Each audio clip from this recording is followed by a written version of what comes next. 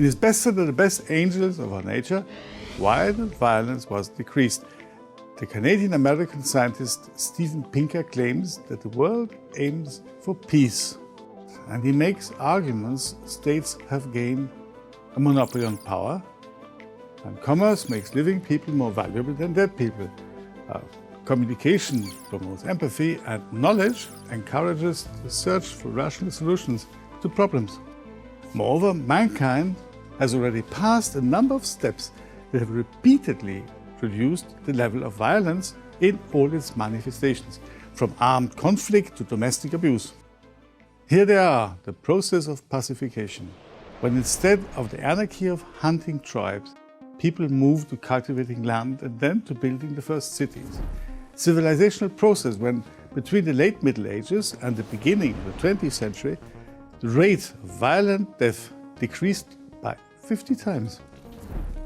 The humanitarian revolution, the so-called era of reason and European enlightenment of the 17th and 18th century, with the idea to give up slavery, ritual murder, and animal cruelty, and finally, lasting peace, the period after the end of the Second World War, when the great states took a course of partnership, gradually reducing the number of civil wars, genocide, repression, and terrorism. But there's an unstable element in this formula of global happiness. Researcher Pinker recognized that a further reduction in the level of violence on the planet is not inevitable, but only achievable under conditions of good motivation, empathy, and high mental level. In a word, everything that you cannot imagine, a dialogue without, even on the most painful topics. The untreated deep traumas left behind by wars or genocides cause societies to close down, cause xenophobia, aggression, and block development. Achieving a secure, sustainable peace on the planet is impossible without reconciliation, a process that may take centuries or not be started at all. So what are the basic conditions for dialogue and reconciliation? My name is Gregor Razumowski, and today I suggest you to learn a little more about whether humanity is ready to live in a world without wars. In post-war Germany, there was a need to find a way to live on with the awareness of the horrors perpetrated by the Third Reich. It was impossible to pretend that there was no Holocaust, no World War II, tens of millions of victims. And in order to see the prospects for the future, we had to work deeply on the problems of the past, says German professor Rainer Gold. In 1946, his colleague, philosopher and psychiatrist Karl Jaspers, initiated a grandiose national discussion about the guilt of the German people. In his work entitled The Question of German Guilt, the researcher identified 4 components of guilt: criminal, political, moral, and metaphysical. The latter made everyone responsible for evil, injustice, and mass murder. If I didn't risk my life to prevent others from being murdered, but at the same time I was present, I feel guilty in a way that no legal, political, or moral explanation is appropriate here, Jaspers wrote. Criminal guilt is a legal category. Those who committed specific crimes were guilty by law. However, it was proposed to consider all Germans responsible for National Socialist acts. Even those who opposed the Nazis, because obviously they did it not enough or inefficiently. It's incredible, but German society eventually managed to adopt this formula of collective guilt. One of the most striking examples is Martin Niemöller, pastor of the Protestant Evangelical Church. Until 1935, he sympathized with the Nazis. In 1937, as an ardent opponent of Hitler, he was sent to the Sachsenhausen concentration camp. His phrase became a cult. When they came for the socialists, I was silent. I was not a socialist. When they came for the union activists, I was silent. I was not a union member. When they came for the Jews, I was silent. I was not a Jew. When they came for me, there was no one to stand up for me. In 1947, Germany launched a campaign for damages.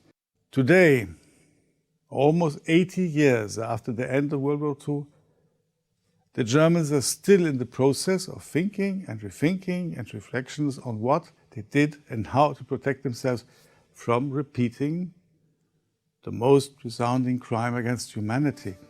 German Foreign Minister Sigmar Gabriel calls a comprehensive analysis of German history and German responsibility an eternal moral duty for Germans, noting that this organized mass murder was started by our country and no one else, the diplomat said. The realization of this historical guilt is part of today's German identity and an impressive example of the ability to truthfully and bravely take responsibility, opening a painful path to dialogue and reconciliation. Canada has come a long way in rethinking its colonial history. Reconciliation efforts aimed at sensitive points in relations with Indigenous peoples are still continuing. In 2016, the government started a national investigation regarding the missing and murdered Indigenous women and girls. Research team traveled across the country, collecting information, talking to families, communities, experts and institutions. Public hearings were held with the participation of victims and their families. This initiative provided an opportunity for victims and survivors to share their stories and be heard and seen across the country.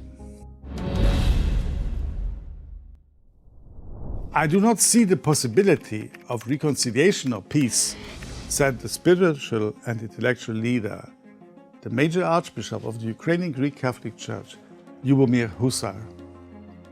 Then, in 2016, it was about calls for peace between the Russian aggressor and Ukraine. Peace is possible only when there are two sides that really want peace.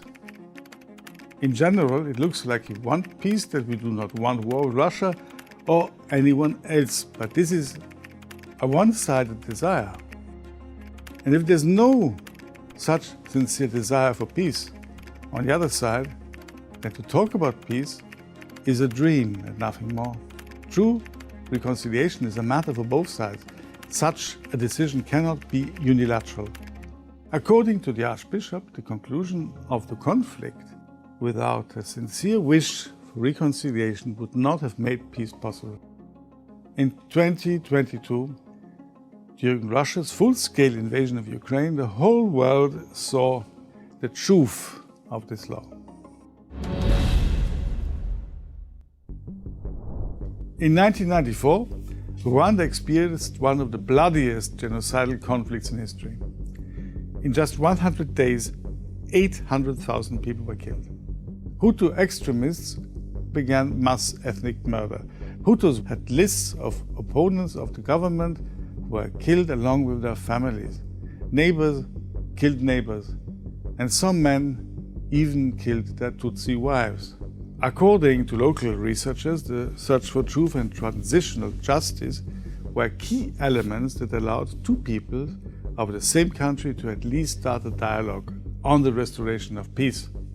The process of reconciliation, as well as establishing the true causes of the genocide, continues to this day.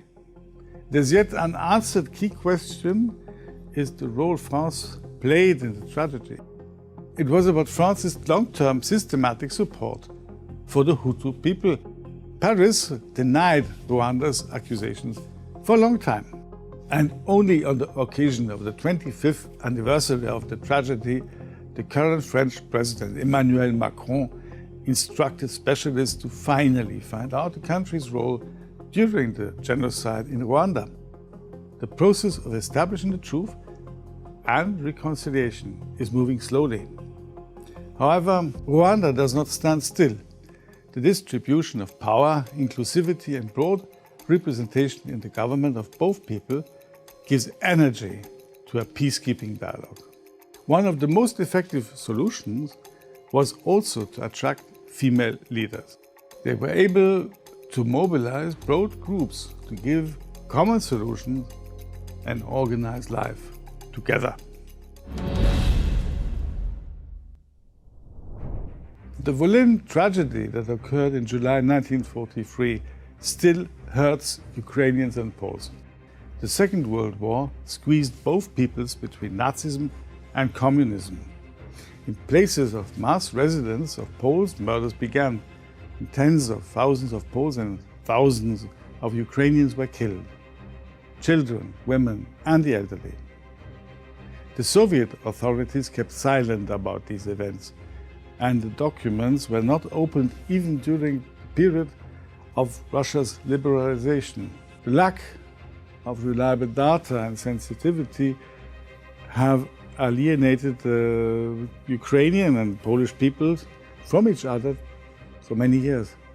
Jerzy Giedroyc became a frame breaker and mastermind of the dialogue between Ukrainians and Poles. Longtime editor-in-chief of the Paris magazine Culture. Giedroyc gathered a community around the publication, which developed the concept of reconciliation with Ukraine and support for the idea of Ukrainian independence. It was Jerzy Giedroyc who convinced Polish opinion leaders to turn the difficult pages of history with neighboring people and recognize Lviv as Ukrainian and Vilnius as Lithuanian. The main argument was that this is in the strategic interest of an independent Poland. Giedroyc cared equally about Polish and Ukrainian culture. His magazine was ordered by Yuri Lavrinenko to organize the legendary anthology Executed Renaissance. Under Giedroyc's wing, dozens of Ukrainian intellectuals received a publishing platform and modest but reliable financial support in difficult times. The sprouts bore fruit. In 1994, Ukraine officially apologized to the Polish people, and an intergovernmental agreement was signed on the preservation of places of remembrance and the burial of victims. In 1997, a joint statement of understanding and unity was issued. In 2003, Presidents Kuchma and Kwasniewski asked for forgiveness and declared the need for mutual forgiveness. In 2006, acts of reconciliation were proclaimed by Presidents Yushchenko and Kaczynski. In 2013, a reconciliation between People's Public Committee was established in Ukraine. And in 2016, Ukrainian and Polish intellectuals exchanged letters on forgiveness. Pope John Paul II, in his address to the Ukrainian and Polish peoples, stressed, "The time has come to free ourselves from the painful past. Let everyone be ready to put above what unites and not what divides, to build the future together." The historian Jaroslav Hricak considers the Ukrainian-Polish reconciliation of the recent decades to be one of the most significant phenomena in the history of Central and Eastern Europe after the fall of communism. From a historical point of view, it can be compared with the post-war Franco-German reconciliation. Just as the creation of the Paris-Berlin axis became the basis for the creation of a new Western Europe, so the Warsaw-Kiev axis has a great chance to become a support for new Central and Eastern Europe, as well as a guarantee of geopolitical stability in this part of the world, the historian believes. This is the power of reason. Always remember that the true power lies in rational thought and a clear mind. when we're threatened with the daily flow of disinformation and manipulation of news. So please do the reasonable thing and start following our project right now.